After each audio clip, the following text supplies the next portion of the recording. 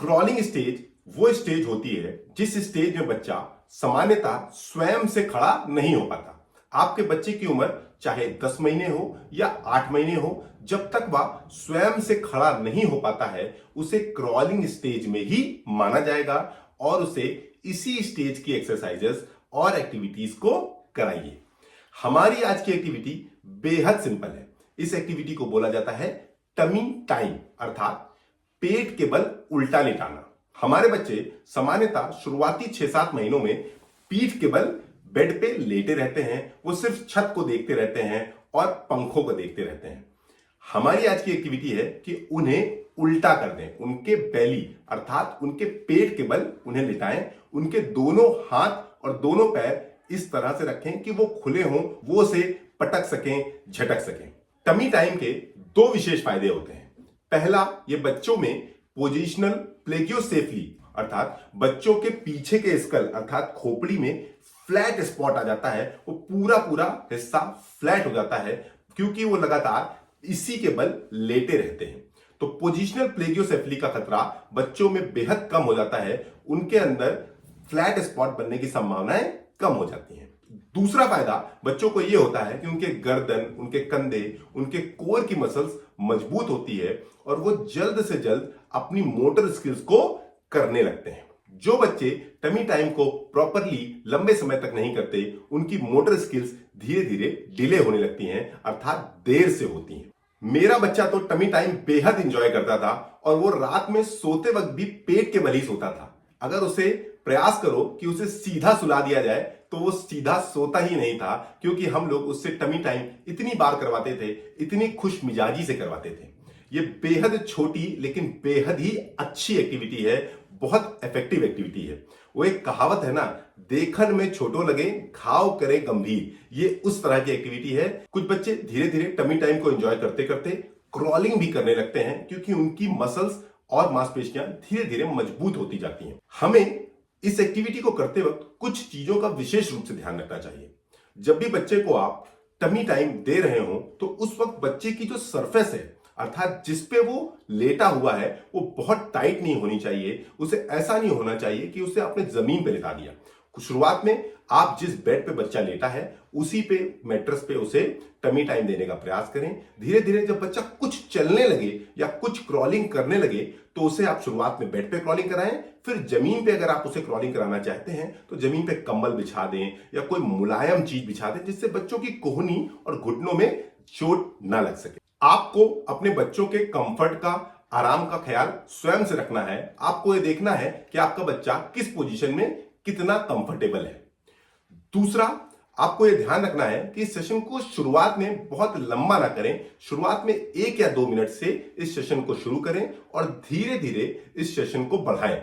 जितना अधिक समय तक बच्चा टमी टाइम को एंजॉय करेगा, टमी टाइम को करेगा, उतना ही अच्छा उसका फिजिकल डेवलपमेंट होता जाएगा।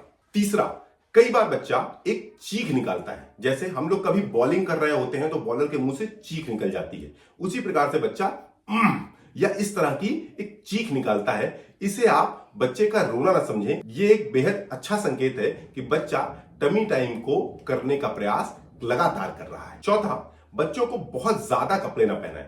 मौसम के अनुरूप बच्चों को कपड़े पहनाएं, लेकिन कपड़े थोड़े रिलैक्सिंग होने चाहिए, थोड़े ढीले होने चाहिए। अगर आपको कोई 100 मीटर की रेस करनी है लेकिन आपके ऊपर 10 कपड़े लदे हुए हैं तो आप हिल डुल नहीं पा रहे, तो आप रेस कैसे करेंगे? इसी प्रकार से बच्चों को एक्टिविटी कराते वक्त मौसम के अनुरूप कपड़े पहनाएं। अगर मौसम गर्मी का है तो उसे सिर्फ एक डायपर और एक टी शर्ट में रखें।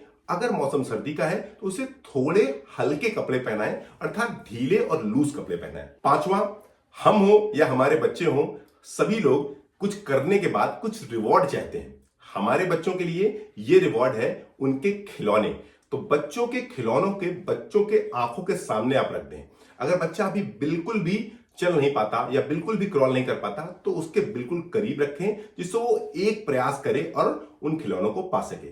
ये आपको खुद ही तय करना है कि खिलौनों को कितनी दूरी पे रखना है। ऐसा करने से बच्चे उन खिलौनों को पाने का प्रयास करते हैं, जिस कारण वो 1 स्टेप या 2 स्टेप चल जाते हैं। छठा पॉइंट है कि आप बिल्कुल भी बच्चे अगर खिलौनों के करीब पहुंचे तो उन खिलौनों को दूर करने का प्रयास ना करें, और वो एक दो बार में ही समझ जाते हैं जब भी मैं अब इस खिलौने के करीब पहुंचूंगा तो आप उसे दूर कर देंगे, और धीरे धीरे बच्चे इस एक्टिविटी को करना ही छोड़ देते हैं क्योंकि उनके लिए कोई रिवॉर्ड या बेनिफिट नहीं रह जाता। सातवां, बच्चे को मोटिवेट करते रहें कि आप कर सकते हैं, लेकिन बच्चे के ऊपर अनावश्यक प्रेशर नहीं डालें।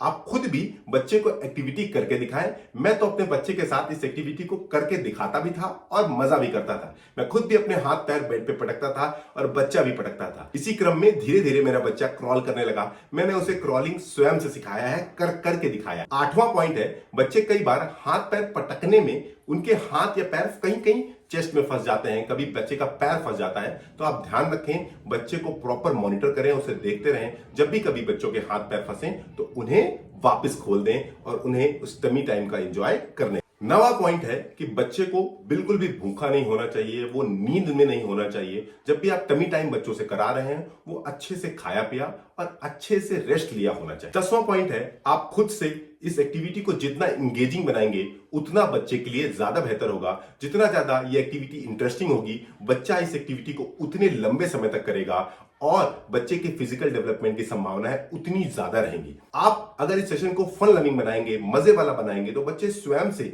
इस सेशन को खूब एंजॉय करेंगे, बार बार टमी टाइम खुद से करना चाहेंगे। 11वां और सबसे इंपॉर्टेंट पॉइंट ये है कि ये कोई रेस नहीं है कि इनके बच्चे ने जल्दी क्रॉलिंग करना शुरू किया।